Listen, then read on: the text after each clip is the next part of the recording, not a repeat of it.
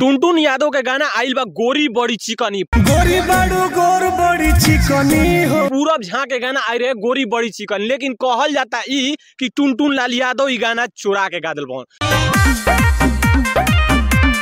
तो जे भी टुनटुन लाल यादव के फैन वीडियो को पूरा देख के जिया जा, काहे से कि गाना पर इतना कंट्रोवर्सी इतना विवाद हो रहा है कि पूरब झा का गाना 30 मिलियन चला गया है और हई टुनटुन यादव के गाना अभी तो आइले बा, अभी तो हल्का मचावते बा। गोरी बड़ी गोर कमर चिकनी हो। भैया कहल जाला कि टुनटुन लाल यादव भोजपुरी इंडस्ट्री के रंगदारी गाना के बादशाह अड़न भैया, उनकरा ले कोई हाथ ना मिला सकेला रंगदारी गाना में। और जब टुनटुन लाल यादव के गाना आवेला भोजपुरी इंडस्ट्री में तो कितना तबाही मचावेला। ई भोजपुरी इंडस्ट्री में दिखा देले बा दम आपन। टुनटुन लाल यादव के गाना जब गोरी बड़ी चिकनी आइल बा, बहुत ही लाजवाब एकरा पर प्रदर्शन और बहुत ही अच्छा गाना बज रहा है। इंस्टाग्राम हो या यूट्यूब हो चाहे फेसबुक हो के कहीं भी टुनटुन लाल यादव के गाना बेहतरीन लेवल के दिखावता।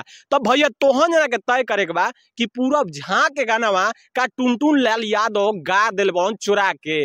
भैया इहे बात उठता कि जब गाना उ आइले बा तो टुनटुन यादव आखिर गाना लैला के का मतलब बनता।